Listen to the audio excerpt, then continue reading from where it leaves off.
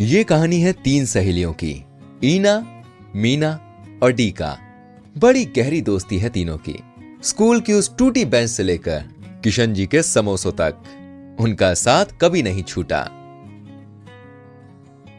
शादी हुई, जीवन में नए मोड़ भी आए, लेकिन आज भी समय निकालकर तीनों मिल ही लेती हैं और खूब सारी बातों के साथ साथ एक दूसरे की पूरी मदद भी करती हैं।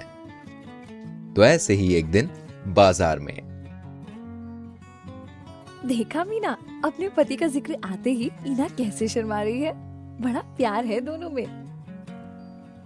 वो तो है, इसलिए मैं हर कदम अपने पति का साथ देती हूँ। कोशिश करती हूँ कि किसी न किसी तरह उनका हाथ बटा सकूं। आजकल की महंगाई और बढ़ते खर्च, एक आदमी की कमाई से घर चलाना बहुत मुश्किल है। नमकीन, पापड़, अचार ये तो बनाना मुझे आता ही है। सोचती हूँ कि डीका की तरह मैं भी छोटे से बिजनेस से कमाई शुरू करूँ, पर कुछ भी करने के लिए पैसे तो चाहिए ना। पैसे बचाने की कोशिश भी करती हूँ, पर किसी न किसी वजह से खर्च हो ही जाते हैं। इनकी फैक्ट्री की पगार के अलावा मैं भी घर से सिलाई का छोटा मोटा काम कर लेती हूँ, पर पिछले कुछ समय से सिलाई से आमदनी का कोई ठिकाना ही नहीं। कभी काम आ गया तो ठीक, नहीं तो महीने भर कोई पैसे नहीं। मैं भी कोशिश कर रही हूँ कि कुछ पैसों का इंतजाम करके एक दो सिलाई मशीनें लेके एक छोटी सी दुकान खोल लूँ। यूनिफॉर्म सिलाई का काफी काम मिल सकता है। मेरी भी कहानी कुछ ऐसी ही है। वैसे कहने के लिए हमारी चाय की दुकान ठीक चल रही है, मगर कब तक चाय की टपरी चलाएंगे। थोड़े और पैसों से एक ढाबा या छोटा रेस्टोरेंट खोल के कमाई बढ़ाना चाहते हैं। यही तो उम्र है जम के मेहनत करने की, जिससे बच्चों को बेहतर पढ़ाई और सुविधा दे सके और अपना भविष्य भी सुरक्षित कर सके। और नहीं तो क्या, आखिर घर की खुशहाली पति और पत्नी दोनों की जिम्मेदारी है। हमें भी तो कुछ ना कुछ करना ही चाहिए। बिल्कुल, अब मुझे ही देख लो, जो भी छोटा मोटा कमाती हूँ वो घर में ही काम आता है ना। अरे वो देखो, वो अपनी रीटा ही है ना। क्या बात है, बेटी के लिए नई किताबें। मैंने पिछले हफ्ते ही उसे पास वाले बड़े अंग्रेजी स्कूल में देखा था। बेटी का वहाँ दाखिला कराया है। इसके पास इतने पैसे कहाँ से आ गए? जहाँ तक मुझे याद है, रीता और उसके पति का बिजनेस ठीक नहीं चल रहा था। फिर ऐसा क्या हो गया अचानक? यही आ रही है, चलो पूछे।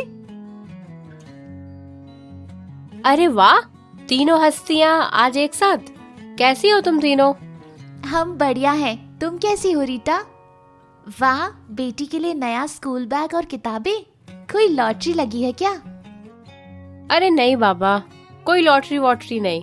हाँ, पर मैं और मेरे पति, हम दोनों खूब मेहनत कर रहे हैं और इसका असर कमाई पर भी दिख रहा है।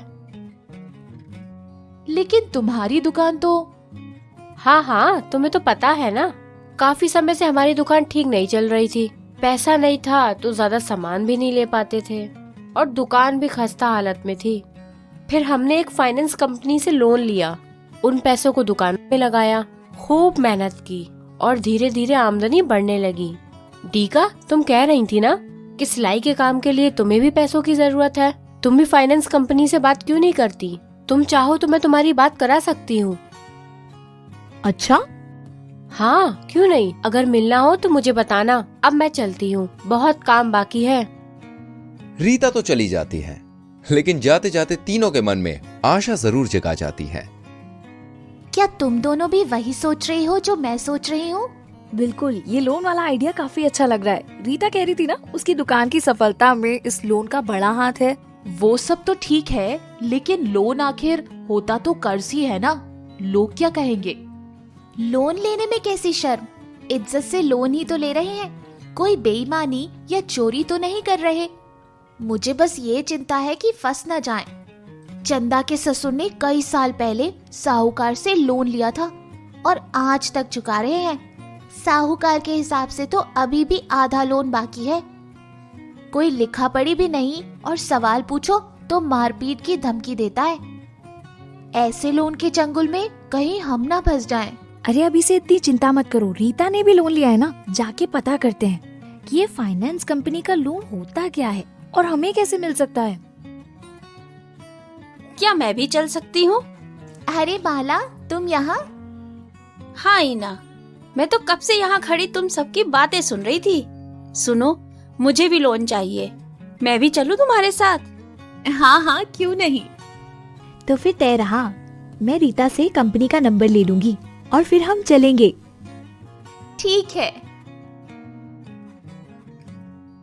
तो देखा आपने किस तरह ये उत्साहित है फाइनेंस कंपनी के बारे में जान के और लोन लेने का निर्णय करके। हालांकि माला को कोई बिजनेस नहीं करना था, लेकिन उसने भी यही जताया कि उसे भी लोन की जरूरत है। मन ही मन वो सोचती है कि तीनों के साथ रहने से उसे भी आसानी से लोन मिल जाएगा और उन पैसों से वो नया महंगा वाला फोन ले लेगी। अब किस तरह चारों जाके फाइनेंस कंपनी के कर्मचारियों से मिलती हैं, क्या बातें होती हैं और अंत में उन्हें लोन मिलता है या नहीं, ये सब हम जानेंगे कहानी के अगले भाग में।